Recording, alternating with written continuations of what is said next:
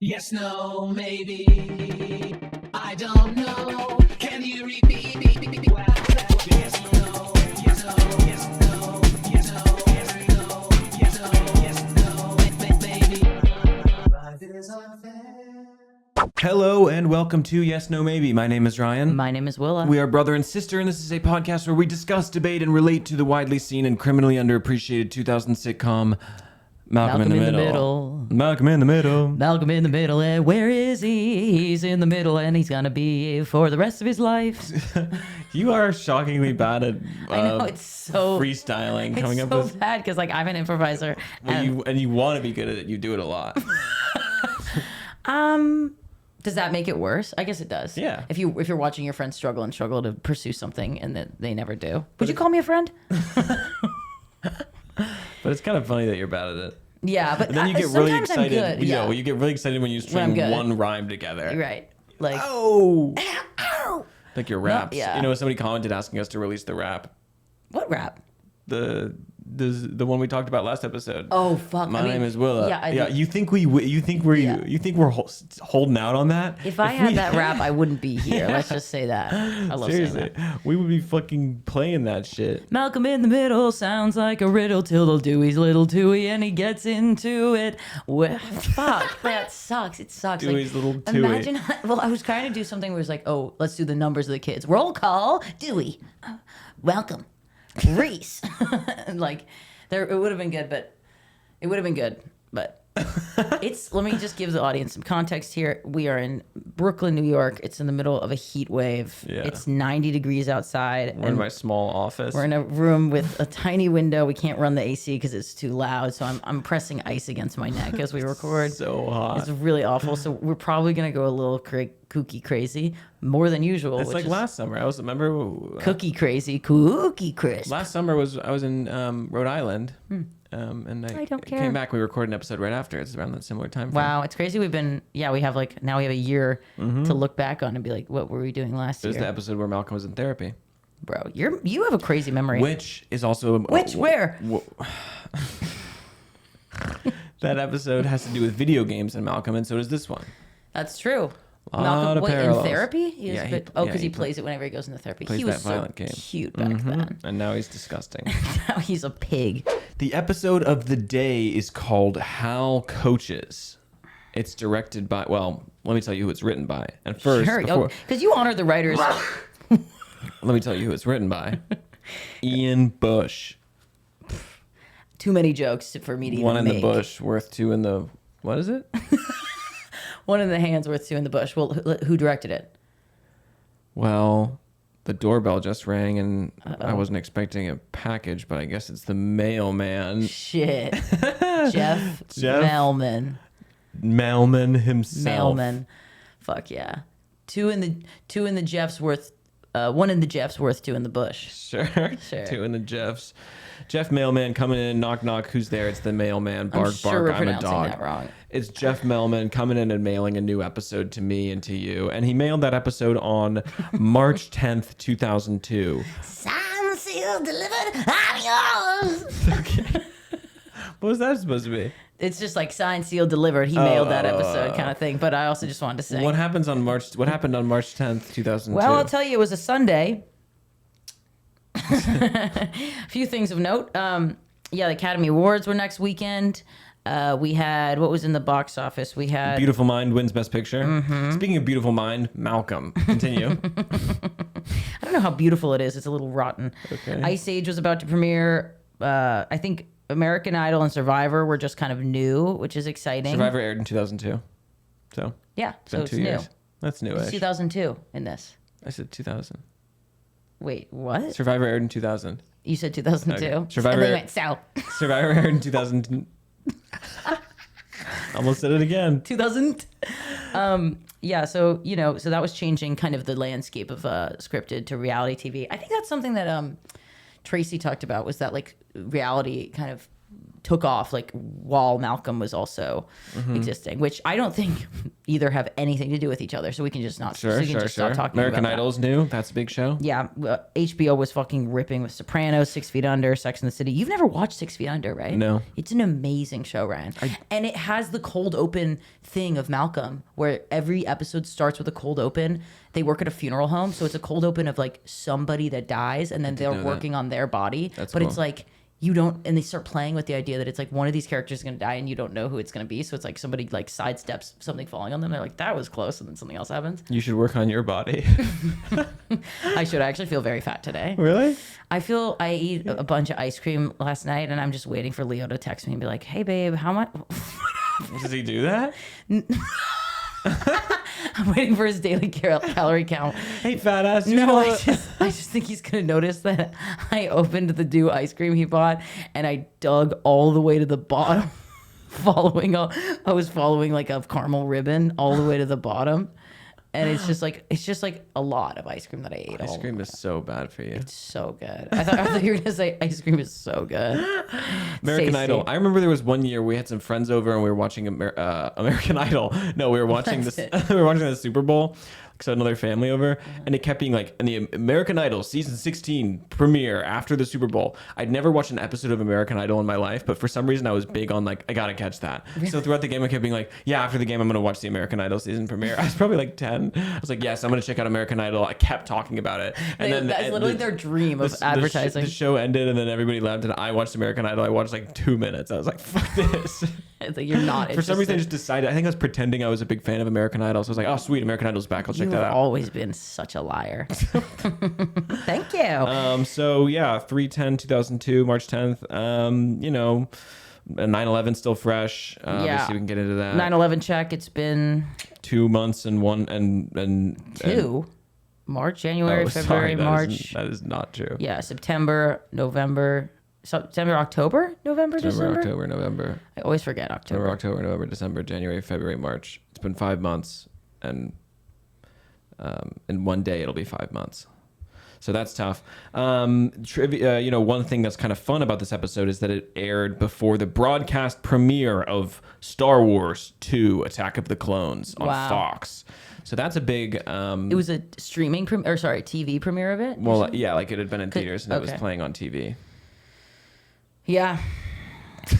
I'm not interested. I'm texting someone. What are you looking at? I was just looking at anything else. Oh, Angelina Jolie adopted her son Maddox from Cambodia. Congratulations, Maddox. Congratulations. Happy adoption birthday. So let's get into it. A quick overview of the episode, which I think we should do. Overview corner. So new corner. Section. New section. Basically, in this episode, we're finally deciding we need some structure, and we're going to start that right now. With the overview section. Corner. Malcolm gets a overview corner. Malcolm gets a laptop. Reese blackmails an old man. Hal coaches soccer for Dewey, thus the title Hal Coaches.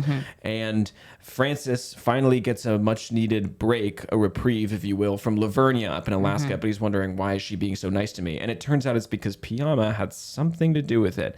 That crazy a little more of Piama. An overview, but that's fine. We're working on it. It's your first time. Tease corner. I think a better tease could have been like Lavernia's like all of a sudden. It's not the tease corner. Lavernia's, you just called it the tease corner. I called it the overview corner. I know, and then a second ago you were like, tease corner. Did I say that? Yeah. Okay. We were on the tape. Tease would be Lavernia's starting to act pretty nice to Francis. We think Piama had something to do with it, but at what cost? Okay, that's pretty much what I said. You just added the what cost. Yeah, I guess so. We're cutting all of that. So this episode has a pretty, in my opinion, unmemorable cold open. I like this episode. Good episode. Cold open, honestly, lower tier for me. Interesting. I think it's lowest tier. Interesting. I think it's quick, to the point, funny button. Great. Meth Button's okay. The button's funny. Delivered with aplomb. By Malcolm Jane and Kasmerick. Malcolm and Reese are in their room. There's yelling in the living room. They're like, "No way, I'm going out there. Are you kidding me?" Kitchen, but sure. Kitchen, and then we go to the kitchen, and Hal and Lois are in there reading magazines, and Lois is screaming like to nobody Every once in a while. to try and keep them pacified in their room. And Hal's like, "This is such a great idea, honey. I was out there for 40 minutes before I realized." And then she's like, "I know, I saw." So, I mean, it's funny. Here's the thing. She's probably not enjoying reading her book that much if she's yelling. She has a smile on her face, but continue. Yeah, that's true. So, I mean, that's really all there is Quietly to say taking down your... about the cold open. Classic Lois trick to get some much needed time to herself. Here's something interesting that I bet you didn't notice because you don't pay great attention, is that the cold open, only appearance of Lois in the episode. She did not know that. Well, look, Willa's trying to be like, I'm shaking. What was that? Did we talk about that on the podcast? I don't know if we did. We had a joke about, well, before we were interviewing Linwood Boomer, we had a joke about like getting all these notes ready and sitting down for like very professional with him shaking his hand and then like kind of bouncing our notes for a second, looking down at them as we start recording. And it's going, we don't know. We can't say, Like we're just unable to, we're so nervous and we're so Wait, just you do like, it, you do it. It's like, all right. I'm sitting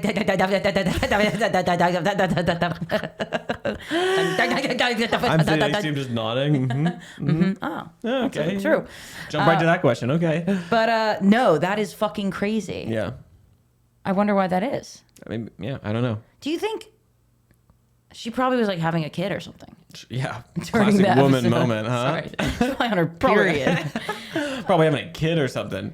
Wait, are we sure? Oh my God, I knew you'd do this. Yeah. Well, at least I'm consistent. Go get some food.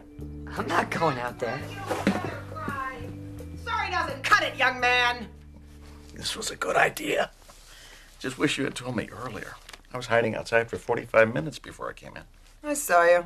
I liked the cold open, yelling so the boys stay in the room. I wrote, Lois must have vocal damage, bro. Sure. I wonder if she's ever gotten checked for notes. I wonder if that's where she was during the episode. That is true.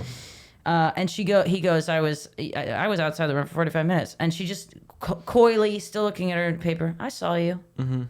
I saw you. Which is to say that she wanted him outside. She wanted some time even for herself. She wanted some time even alone. So what? She just sat down and started screaming? That's awesome. That's like how I tried to start talking to myself when I lived alone.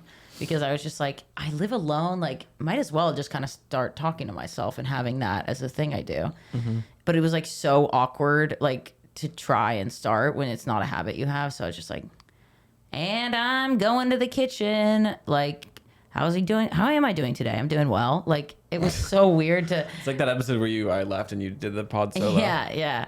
But it at least there I like am talking to an audience, or like I think I am. Yeah. But it's hilarious to try and start to talk to yourself and realize like I don't even want to talk to me. Yeah. It's true. Yesterday I was thinking about like when I used to like play imaginary, like when I was a kid, and I would be like, pantomiming, acting stuff out. There's nobody around me, but like I would pretend, whatever. And I was like, I haven't done that in so long, and I wish I could. And I was thinking about like where in the world would I be able to get away with that? Like, where nobody's around, they could see Just me. on the like... train. I see guys doing it all the time. That's true. Can you pass the ice? Fuck you. Blowing it. Yeah. If you get ice in a bucket or a cup, put ice in a cup and then you blow on it, it's like AC for your face. So we're doing right now. You pass out. That shit's nice. Okay, so this episode begins, and Hal comes up to Malcolm and Reese, Mm-hmm. and is Ed with him when he does that? Yep. Yeah. He goes, so good news, boys. I got you a laptop. All you have to do is like clean Ed's yard, do all this stuff, whatever, do all these chores. Malcolm has to help him set up the new laptop or new computer, which we never see him do. Mm-mm. And then Reese has to do all this physical labor because he's adult. Yeah. And in exchange, they get this clunky ass 2002 laptop. They keep calling it a laptop. That's not a doesn't laptop. look like a laptop. Well, it's not a laptop. Well, so it could it's have been confusing. 2002. No, a laptop is defined by the fact that it's on your lap and it's smaller. Like that's a computer with a monitor, which it's okay. So I'm really glad we brought this up. So when they first brings the computer and he like slams it on the table, it's like a big box, and Malcolm snarkily, I might add, says, Is it in there? Is it inside that thing or something? I'm willing to bet that that's what there was a version of people called a laptop that. Like, that makes more sense to me that you wouldn't know that than they screwed up in 2002. No, and so then Malcolm says that, and I'm like, Malcolm, you know that a computer is actually in the machine, and then the monitor is a thing called a monitor. Yeah, like true. Malcolm would know that, so he Yeah. was just being a prick, Yeah. just more evidence of why he sucks. And also, Okay. my friends don't understand that concept at Well, all. your friends are super dumb. Yeah, That's insane. they were just like, "What do you mean that's the computer?" Like that It's doesn't because make any it's sense. because they are accustomed to laptops in which they're similar. Yeah, well, people think a monitor is a computer, but it's not. It's the box. It's the box. You know how you've been hounding us for years for your own computer? Well, your mother and I have arranged a deal with our nice neighbor Ed to get you one. I'm giving you my old laptop. So, and in exchange, they have to do work, but Hal also gets something from Ed. What does Ed give him? He gets Voyager records. Is it Voyager? I don't know. Journey. Journey? No. No. So basically, that was the exchange: child labor for some records for Hal.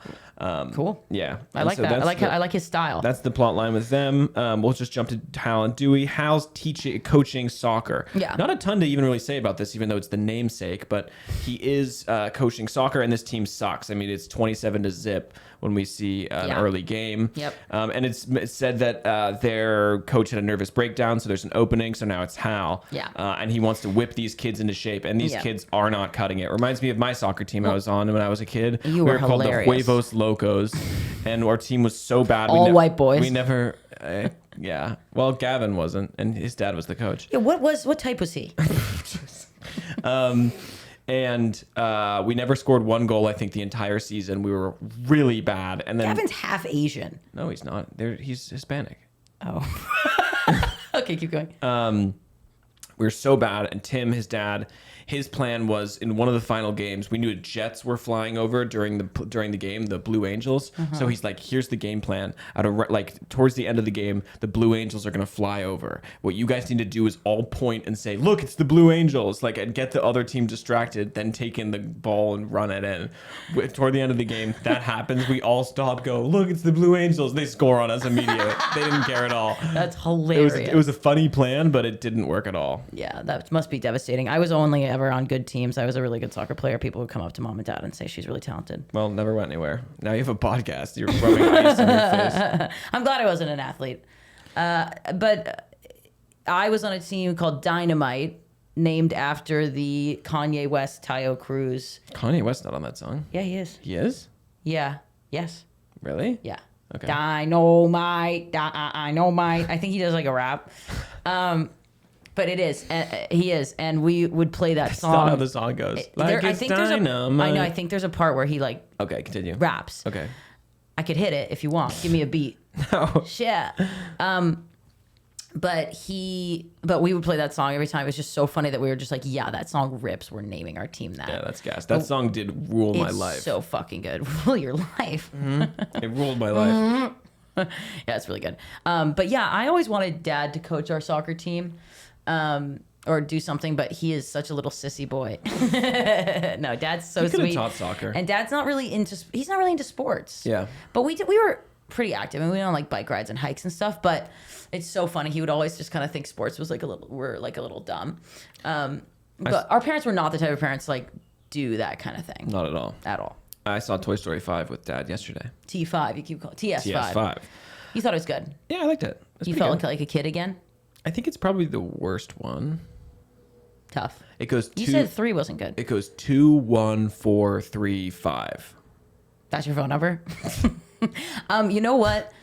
You were saying you wish you could like play and goof like a kid again. Like what would you like? You would just imagine people in scenarios. Yeah, that's what I would do. I mean, I think that's kind of why we like improv too. Yeah, it is. Because That's- yeah. that's the only place you get to like do it, and people are like, oh, okay, that's all right. But for improv, it's performative a little bit. Like I'm trying to be funny.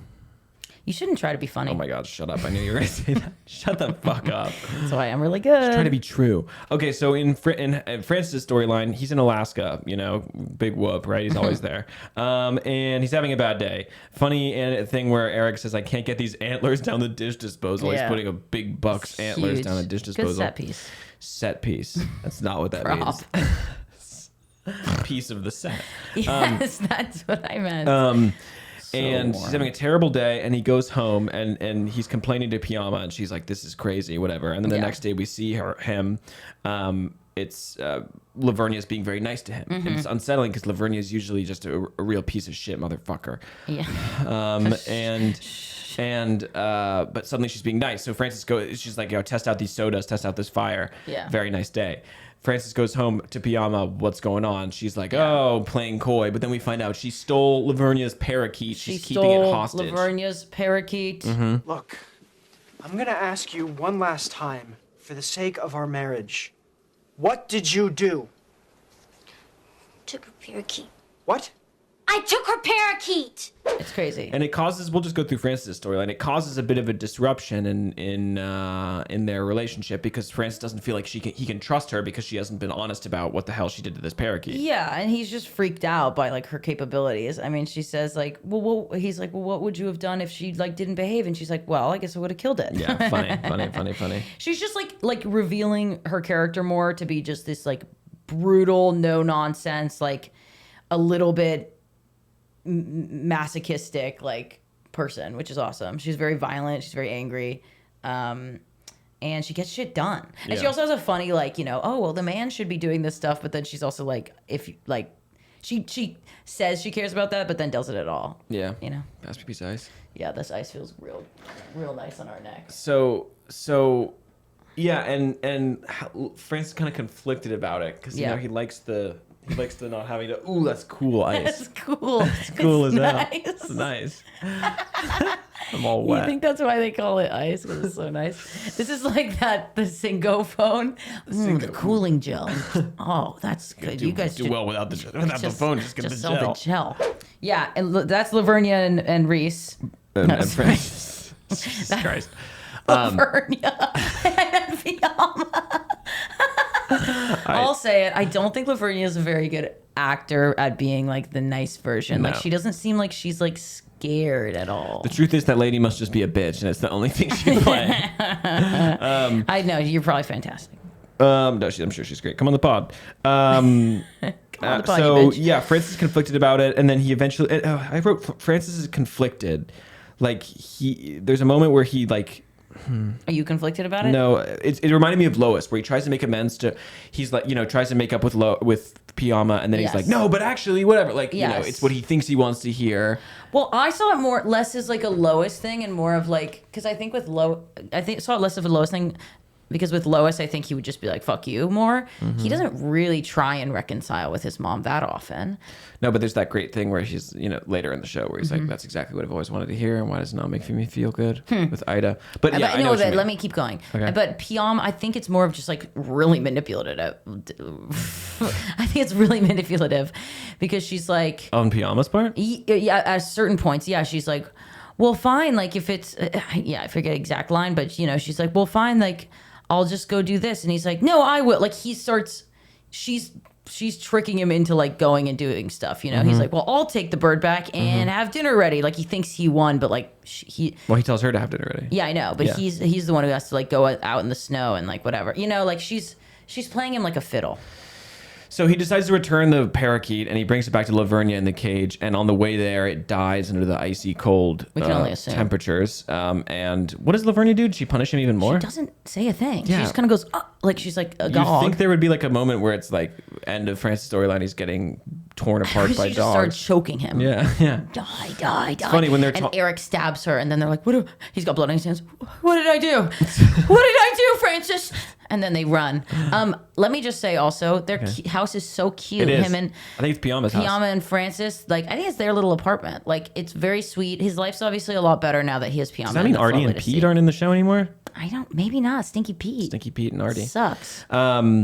But yeah, when he's talking to Piama in their house, I do notice that like it's snowing outside, and it reminds me of who's that Alex Reed that was talking about that, how it was expensive. That's why part of the reason they got out of Alaska is because like the fake snow and stuff. I think so, yeah. And it's like it's funny, like the commitment to it. It's like it didn't have to be snowing. It could have been snowy outside, but there didn't mean to be snow falling. That's that extra dedication to the craft that keeps this podcast going. Yeah, exactly. We notice those pieces of snow falling, like the pieces of detail that we sprinkle along our podcast. Okay. Hey, this is Ryan coming at you from the edit. I just want to mention that our camera ran out of space right around this time. So for those that are watching the video version of this podcast, our video is about to cut out. Sorry. Look, we do our best. We do the best we can. If you're upset about it, I'd refer you to the hand. And use your imagination here, but I'm pantomiming like a talking hand, as if like a sort of talk to the hand thing. But yeah, so the video is about to cut out. So use your imagination, folks, right? It's free. Okay, bye. In Malcolm and Reese's storyline, so Malcolm boots up this computer with Stevie. Reese is there as well. Reese is there as well. And they go through messages of Ed, the neighbor, who looks like the therapist that Mom and I go to. I can't believe that. He is. Bob. Ed looks like Bob. And I know everybody's thinking that, but it's true. Really looks Bob. But it's true. Ed really looks like Bob. Yeah. You think he's sexually promiscuous? Have you asked Bob about his sex life? No. Okay. Not at all. I hope he doesn't listen to this. That would be weird if he was, though. So if he was sexually promiscuous? No, if he listened to the podcast. So they go through his messages. Turns out Ed is banging every broad on the block. I'm talking Mrs. Fisher. I'm talking Mrs. Sherman. Two names I just made up. But yeah. The point is he's cheating on his wife, who we never see. It would kind of be more effective if we saw Ed's wife. Like maybe she was there with him. Yeah, maybe she's like when they really dropped lovely. off the computer. So we have a face to put the two when he's cheating. Yes. Anyway, they find out all this dirt on Ed. And so what happens is that Reese starts to blackmail Ed and have Ed do tasks for him. Yeah, it's funny. He's like bringing sodas. He starts by just going over and he's putting manure all over Ed's lawn for him because he's doing that task, and he's like, "What is this stuff? It stinks." Yeah, that got me good. But Reese doesn't even, like, when they find the emails, they don't come up with that plan. It's like he kind of stumbles his way into it because Reese is like, well, like, I know what you've been doing. He kind of just like says it offhand, and it's Ed's reaction that's like, hey, don't tell anybody, that prompts him to be like, oh, I can abuse this power, which is funny. But you'd think that a conniving freak like Reese would have noticed that, but he's a bit dull, dense. So why don't you just go fix Mrs. Conlon's garage door and get off my back? What did you say? You heard me. Oh my God, what do you know? Everything. You might want to formulate your megabytes next time you get rid of your computer. And then I love this line he says, Mrs. Swanbeck, you're sick. Like, as if they're like, I really want to know what's up with Mrs. Swanbeck. Maybe she's like in a super cripple or something. I know, yeah. Oh, yeah. Oh, a super cripple. What's that? Speaking of super cripple, so Stevie's watching Malcolm play on the computer, and Malcolm's beep booping his way through this laptop, and it turns out he finds a game. Why Ed has a little video game, I don't sure. Yeah. But it's called The Verts, much like The Sims. It's super similar to and The it's Sims. and it's a virtual household that looks exactly like their house, and it looks like the art style kind of looks like 2D, kind of like MS Paint sort of thing. And you can basically create a family and give them their traits like aggression, humor, intelligence, and simulate life. It's funny that Malcolm chose to recreate his own family. It's kind of sweet, but he made it's controlling. He made it true. Wow, true. He made a character for every single one of the family members except Dewey. We never see Dewey's. No, he did do Dewey. We didn't see him making it, but when they go to the dinner table, he's there. Dewey's there. He didn't make Francis. Oh, wow. And so he gives them all traits, and they're like aggressive, 10, sloppy, whatever. And then, of course, for Reese, he gives himself all these great stats. Oh, conceited Malcolm, right? Oh, the humanity. And what follows is that everybody in the family does great in his virtual game except Malcolm, who gains 1 million pounds and is an alcoholic and eventually kills himself. Yes. But let's talk about virtual games in media, because it always is a little bit of a pet peeve. Well, so, okay, obviously a writer, Linwood Boom or something, one of their kids probably played Sims, or they did. Yeah. They're like, oh, let's bring it into the show. Sims. I mean, it must have been, this was like the boom time of Sims. Boom time. I played a lot of Sims. I would recreate, I think I did Our Life sometimes. But I was very interested in having them make love, of course. And there are mods you can get where you can see it all. I gotta go. Where, sir? Online? Yeah. Where, sir? Sir. You forget who I am. Sir. No, that's interesting. I'll have to check that out. But I played it so much my computer melted. Yeah, you told Kelly about this. Kelly Vaughn. Whoa. Oh, yeah. Everything works out beautifully for them and horrible for me. Dewey just became Pope. And I weigh 500 pounds. So yeah, it's always interesting. It's like, I mean, and when there's like games in shows and it's like the most advanced game ever, like this game is like he's perfectly recreated his home. Yeah. And like it has all these features. You can make him be chicken farmers in Arkansas. And You can do all these things of like sort of like I know it's just for the plot or whatever, but it's an always open funny. sandbox It is game. always funny when it's like this game you can do literally anything. Yeah. You know. Jealous much? Like, where do I get my hands on this game? Yeah, I mean, there's traces of Skyrim. There's traces of No, there's not. GTA. Okay. The freedom, Sure, the freedom. freedom, of course. We get the verse before we get GTA 6. So, SMH. so he's playing the game. I mean, yeah, not a ton to say here, right? Like everybody else does great, and Malcolm kills himself as a fat lard on the ground and has to and get everything he forklifted tries out of the house. to. Yeah, he tries to like put them in Arkansas as you mentioned, like and derail their life, and it just keeps happening that they're successful. I also want to note that he like had both his parents quit their jobs in this game, and they were like a lot happier. Just a little comment on capitalism. All these neuroses that we see with Malcolm. So that, Well said. Also, another thing, he just like stated it. Another thing that's great is just Stevie's like witnessing all of this and just didn't being make a like, Stevie. and he didn't make a Stevie. Maybe you I don't can't think have they have wheelchair chairs in there. Yep. Exactly, that's it. But he's witnessing all this and just kind of mocking him the whole time, which is Yeah. pretty great, as Stevie is wont to do. Yeah. And I mean, like, Oh my sorry, God, I'm what the dropping the ice. Willa, Don't drop the ice, baby. put it back in the cup. No, it's all covered in hair You now. put it back in there. In one shot in the storyline, because Malcolm has ordered a bunch of junk food, you can see a circus burger Yeah. napkin or whatever. So that's interesting. That's kind of the storyline with Malcolm. A little bit funny. I read on the trivia that it was supposed to overlap with the Ed stuff more. He was going to blackmail him in his own way, but it didn't work. Yeah. You hear what I was saying? Yes. What'd I say? It was supposed to overlap with the Ed storyline. He was going to blackmail him his own way, but it didn't work. Okay, you know exactly Literally what I said. what you said. So that's that storyline. Pretty good. It is good. I remember this one probably because I have an affinity for The Sims. I really like, the art style's funny. It's funny. No, but I want to know, like... Yeah, I think that art style's kind of ugly. And I think it's kind of annoying how the models look exactly like the family members. I like that, and I don't like how it's only ever in the kitchen. Like, they're only ever in the kitchen. Okay. So, like, let's put a different background on there. Mm-hmm. I'm just curious about what the designer they got for that. I'm just curious about a lot of stuff. And, I can see it overlapping with the Ed storyline. I mean, he was supposed to fix Ed's computer, and he didn't ever do that. At all, he tries to throw the computer out the window at the end, but can't lift it that heavy. It's heavy. He can't lift it that good. And... it's a really great episode. So back to Hal and Dewey's storyline. Hal is the new coach, and he's trying to get this team to get their act together. I mean, they're all kids. I mean, he's not really trying to get their act together. He's trying to get them united, you know? Yes, he's trying to, like, coach them a little bit. And he does it through the power of storytelling. Yeah, and they have their main competitor... I just keep dropping ice. Their main competitor is this other team, like... Blackhawks. The Blackhawks. And it's run by, is he British or something? Or I don't think so. He's just American. In my head, he was like, "Gay, you silly fox." Okay. But he's like yelling at the kids, like, "You should kill them," like all this stuff. And Hal, meanwhile, is being like, "Just have fun." Yeah. Like, he's so cute. But he realizes that he needs like That a ain't gonna cut storytelling it. device. Yeah, exactly. He realized that's not going to cut it. Yeah. Hal, ever the storyteller, right? He starts to spin this yarn about how first of all, he says he makes it about the primal forces of good and evil. He relates to the X-Men, which I guess is because Fox owns X-Men, but maybe that's why. Yeah. they can say that.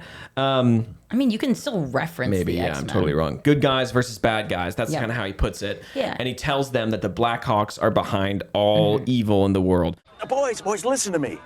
You're forgetting your mission. You're here to fight evil, and the Blackhawks are the most evil of all.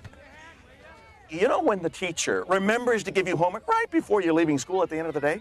The Blackhawks are behind it. The kids are giving such a reaction to good and evil that they're actually just like activated about it, that he's like, okay, I have to keep going with this. Well, actually, I think there's He's a game. responding to his audience. There's a game between it. So he does the good and evil thing, and then they lose 47-0 at halftime. No, that's before they do the good and evil thing. That's the have some fun. Oh, okay, you're right. And then they lose 47-0 before halftime. Hilarious. And he's those are kinda Willa like- numbers. No comeback from me today, dog. Too hot. And so he's like, the Blackhawks are behind. Like when your teacher gives you homework right before the end of the day, when your parents say you can't Blackhawks. watch TV, it's the Blackhawks, whatever. When you don't get anything on Christmas and they get all your presents. Boom. So he riles up all these kids, and then they get to the starting line, whatever, face off, and then boom, whistle blown. These kids attack the Blackhawks. Here's the thing: I'm glad that the Blackhawks got it. I mean, they didn't do anything Really wrong. sounds like you're saying Blackhawks. I'm glad the Blackhawks got what's coming because I'll say because they needed to get knocked down at Peg. But even as I say that, it's the coach really that's the problem. The Blackhawk kids, yikes, that's a bad combo. Hate to string those two words. Hate to string those two words together. Yeah. Those kids didn't do anything wrong. They're just playing soccer. Just following orders. Totally. They're complicit. You're an apologist. So yeah, the house team, which they never named the kids, I don't think. They have jerseys that say Tigers, but if you can't read, that's okay. They actually do say Tigers too. They attack them, they jump on them, they beat them. I mean, they defeat the Blackhawks in a certain sense, but not in the game sense. Yeah. Is that the end? You look at me. Can I go home? Why don't you just end just outro right after that? Is that the end? He I mean, it's weird. He lets them. He's like the ref goes to blow the whistle. He's like, we couldn't separate them if they tried. Yeah. Try to stop Aren't their these parents kids. watching? Yeah, Dewey's wiping this kid's face in the chalk. Line of like, the day. Eat chalk. Eat chalk, evildoer. Oh yeah, we're adding this line of the day. Taste chalk? I don't know. Eat chalk. Eat chalk. But good line. I remembered it. And the kid, what's funny is he's putting it in the chalk line on the grass, Scary. and the kid has white powder all over his face, getting riled in the grass. It is funny. So it's crazy. I mean, they're beating their asses because they think they're genuinely evil. I mean, this is why like religion is. And then so that's the end of that storyline. Let me just say, Dewey, cutie in his outfit. Is cute. He looks younger than normal. So cute. I know. I think they de-aged him a little. Plus 10 cute bucks. Okay. Interesting, cute bucks. We'll have to get into that. Yeah, Someone remind us to that. follow up on remind us to follow up with the cute bucks. Make a post on the Reddit. Follow up on cute bucks. One of my favorite things is the when Hal's trying to be like, we have to like figure out why you guys are so scared of kicking the ball, and a kid goes, it hurts. Yeah, it's a really good line. So fucking funny. So funny. The energy of Hal is just delicious in this storyline. He's got this nervous laugh that's so wonderful. Can you do it? No. Okay. He's kind of like. Yeah, that is her. Yeah, it's like revving down. It's great, and he's trying so desperately to do this. It's so sweet. He's just such a lovely guy. I fucking love Hal. I can't believe we talked to him. It's so bizarre. Yeah, it is really weird. It's really crazy. I think about that too. And he says, "I love you, boys." After he's like, "Okay, they're evil. Go get them." And I love you, boys. And last thing in the X-Men, Dewey is Nightcrawler. Okay, next sentence. Next sentence. That's what you thought you were thinking about talking. Next sentence. The last bit of the episode is kind of a sweet moment with Francis and Piama. Yeah. What did he say to her? They kind of make up. They're in bed. They're spooning, and he's being really sweet and saying, okay, I guess I'll just go in tomorrow. I'm kind of scared, right? Yeah. And he should be scared. I mean, he killed her bird. He should not go into work. Yeah, he's gonna get destroyed. I think she'll shoot him in the head. Walks in, hey, Lavernia, boom! And, like, I would not be slides surprised. down the door. Yeah. Eric's already dead in the corner. Eric's been dead for throat slit. Eric's been dead for days. And he says something coy like, "Oh, I bet she does have a pet turtle." And I'm not gonna snuggle. Yeah, right. They deserve each other. Then hell, those fucking assholes. Okay. Just to close the loop on the Reese storyline, he is using Ed as his servant, basically. There's a great thing where he's like sunbathing and he says fly, and like Ed has to like hold up the fly swatter. He's like, where? And Reese goes, just a drill.